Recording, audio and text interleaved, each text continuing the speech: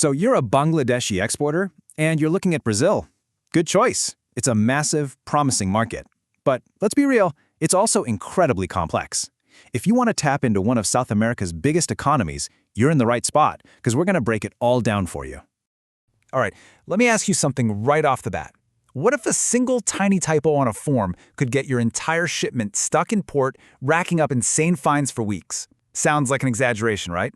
Well, in Brazil, that's not a hypothetical. It's a daily reality. Precision is everything, and you're about to see exactly why. So, you might be thinking, why on earth would I bother with such a strict system? Well, the answer is simple. The opportunity is just huge. The size of this market makes figuring out these rules a challenge that is absolutely worth taking on. Let's take a look at the numbers. Get this. In the 2024-25 fiscal year, exports from Bangladesh to Brazil are on track to hit an incredible $187 million.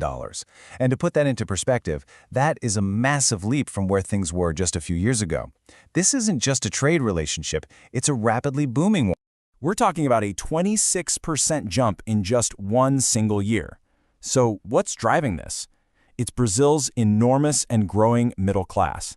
That's over 100 million people who are eager to buy goods like apparel, textiles, and foods. The demand is there, it's real, and it's waiting for you. Okay, so how do you get your products to them successfully? Well, it all starts way before your shipment ever even thinks about leaving the port. Let's walk through the 3 absolute keys to getting your preparation right. And listen up, because this is the absolute foundation of the whole thing. You, as a Bangladeshi exporter, can't just ship to Brazil on your own. It's not allowed. You must work through a licensed Brazilian partner, an importer or a distributor who is officially registered to handle foreign trade. And your partner on the ground needs a very specific set of credentials. They have to be registered in something called Syscomex, and they must hold a valid radar license. Think of that radar license as their official passport for international trade. Without it, your goods are going nowhere. Seriously, finding a good partner is so critical, so think about using trade associations to get trusted recommendations. So what is this Syscomex thing I just mentioned? Basically, it's the command center for all Brazilian trade. It's a mandatory online portal where absolutely everything happens.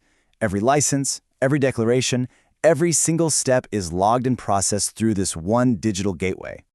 Now, on top of all the general rules, you've got these product-specific gatekeepers. For instance, shipping food or cosmetics, you need the thumbs up from Anvisa. Anything plant or animal-based, like leather goods, that needs a green light from MAPA. And if you're sending electronics or toys, you have to meet INMETRO standards. And here's the crucial part. You have to get these approvals before you ship anything. Okay, so you found your partner, you've got your permits. Now comes the part where most people trip up, the paperwork. Honestly, the best way to think about it is like a giant, complex puzzle, and every single piece has to fit perfectly, no exceptions.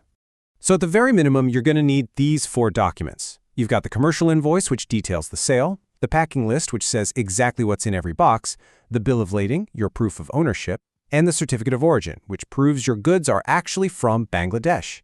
The key thing here? All of these documents have to match each other down to the very last letter and number.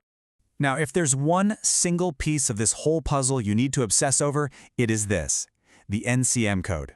It's basically Brazil's version of the global HS code.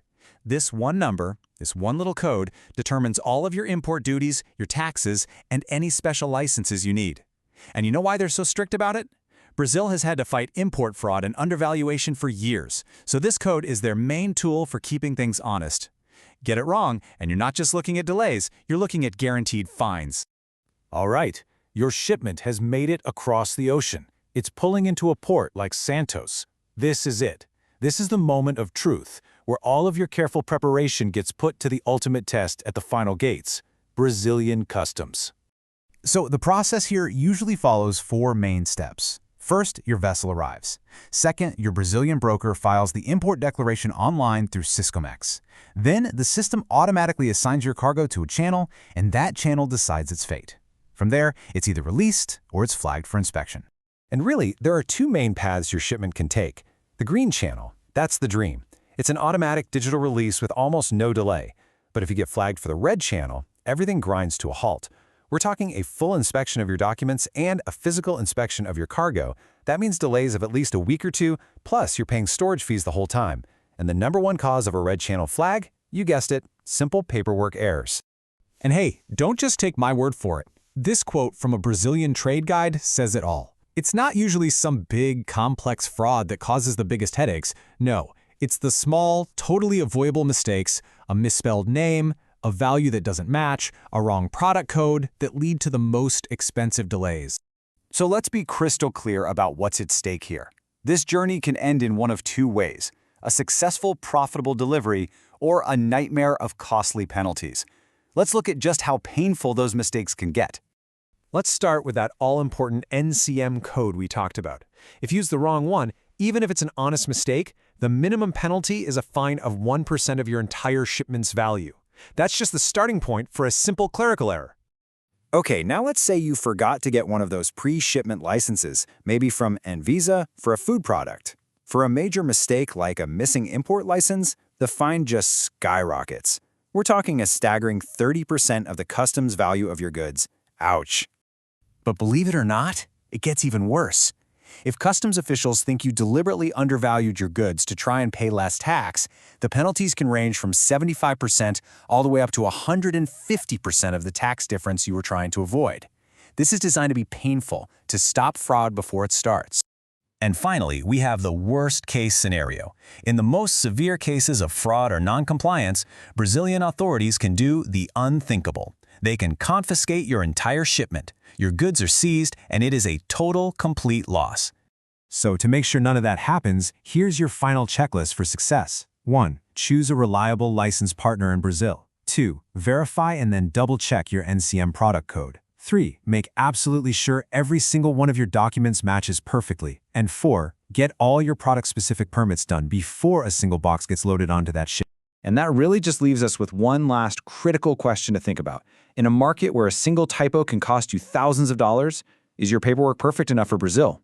Because when you're dealing with this booming market, perfection isn't just a goal, it's the price of admission.